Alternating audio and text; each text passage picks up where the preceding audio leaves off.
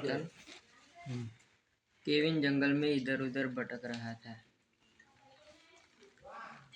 जंगल इतना सुंदर था कि उसने एक गड्ढे पर ध्यान नहीं दिया और वो उसमें गिर गया। वह सीधे एक गुफा में गिर गया। चारों ओर देखते हुए उसने 3 दरवाजों को पाया जो संभवतः उसे गुफा से बाहर निकलने में मदद कर सकते थे। तभी उसने आवाज़ सुनी, इस गुफा से बाहर निकलने के लिए डोर नंबर 4 चुने, एक गलत दरवाज़ा चुने और आप मर जाए।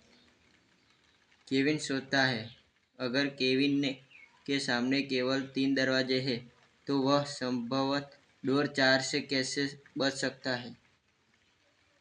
क्या आप केविन को गुफा से बाहर बचने में मदद कर सकते हैं? A, B या C कमेंट करके बताएं।